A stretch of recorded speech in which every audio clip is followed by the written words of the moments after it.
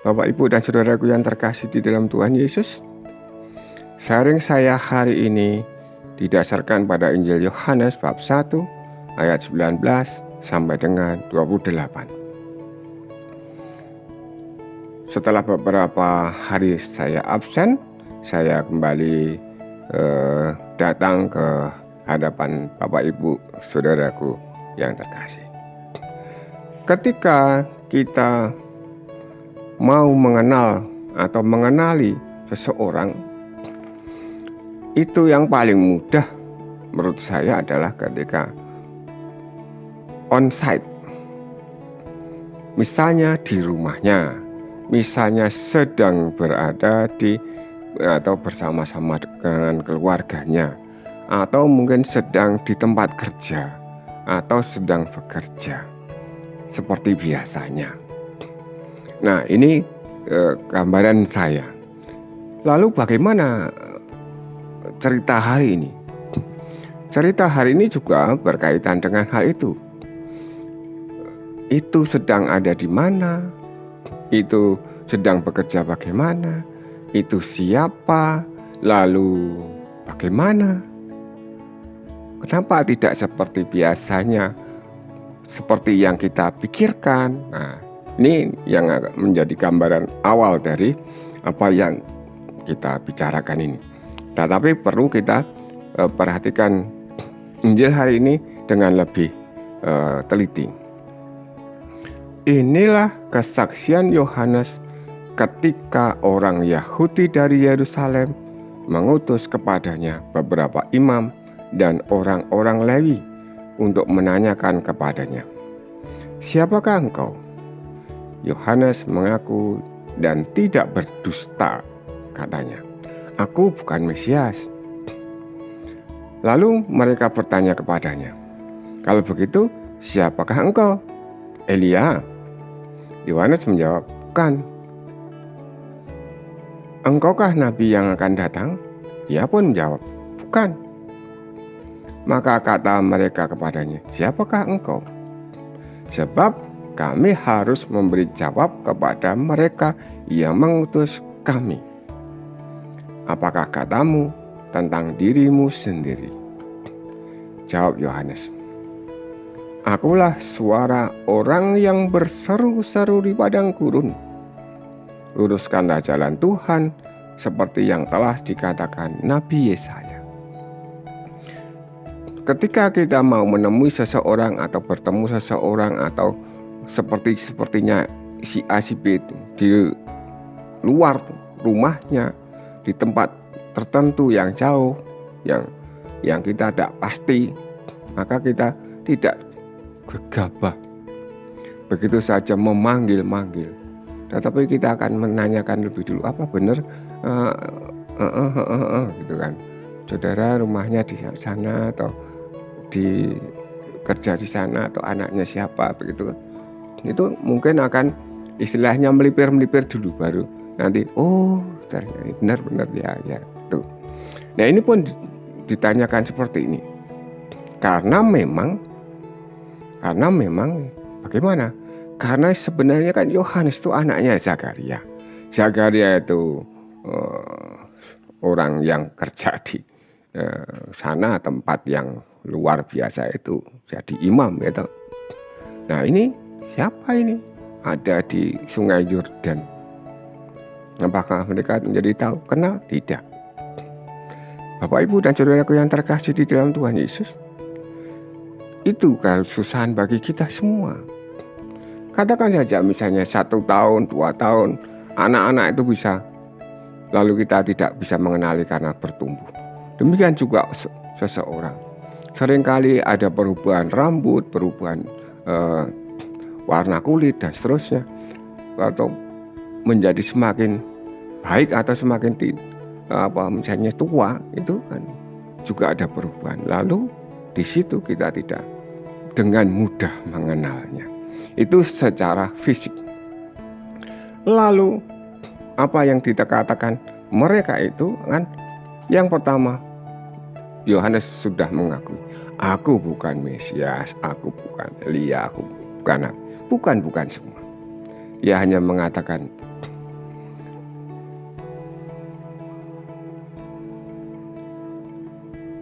siapakah engkau? Sebab kami harus memberi jawab kepada mereka yang mengutus kami. Apakah katamu tentang dirimu sendiri? Yohanes menjawab dengan sangat rendah hati atau merendahkan diri. Akulah suara orang yang berseru-seru di padang gurun. Hanya berseru-seru di padang gurun. Mbok menawa ana sing ngrungokke. Apa? Luruskanlah jalan Tuhan seperti yang telah dikatakan Nabi Yesaya. Bapak, Ibu, dan saudaraku yang terkasih di dalam Tuhan Yesus, ini kita mulai tahun baru. Mari kita semakin mengenali Tuhan. Yang pertama, kita mengenali apa? Pengajarannya. Kita mengenali siapa yang mengajar. Kalau kita sebentar, yang pertama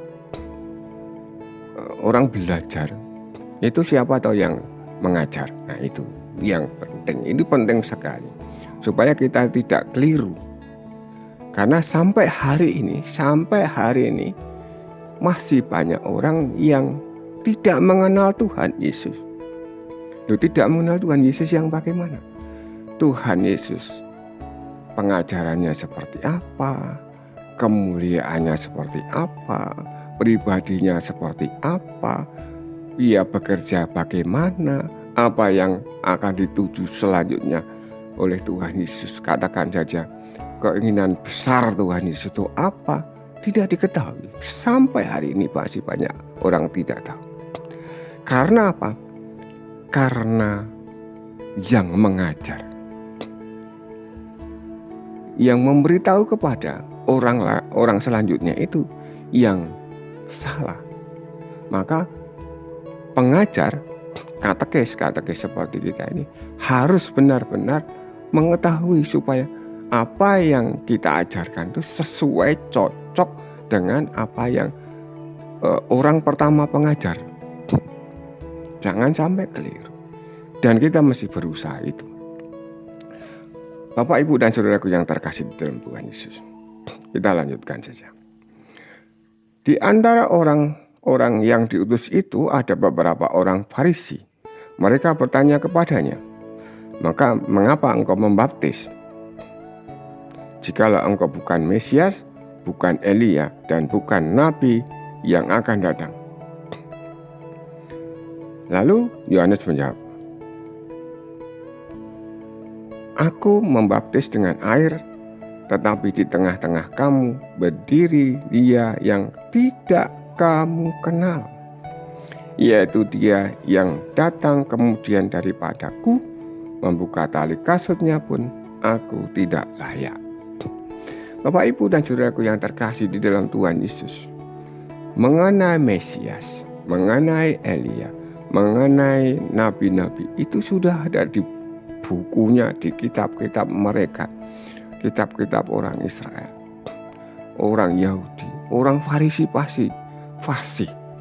Tetapi ternyata dia juga tidak kenal siapa yang sudah ada di sana.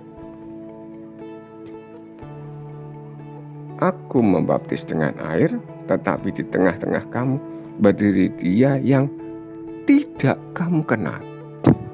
Karena apa? Karena pemahamannya Mesias itu harus begini.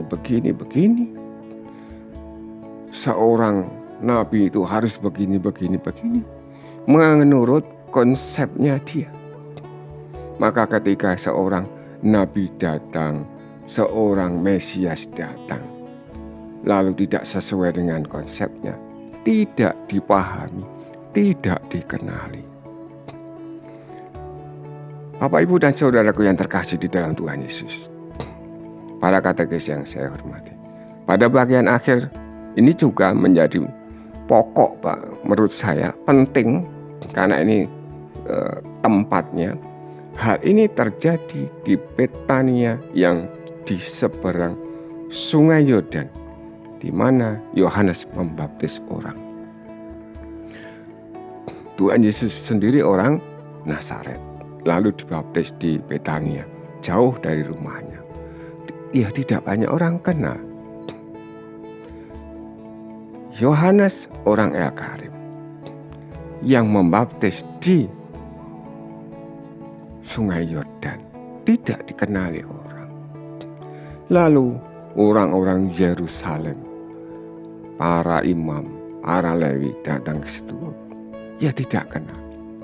Padahal mereka sebenarnya kalau dirunut-runut satu keluarga besar.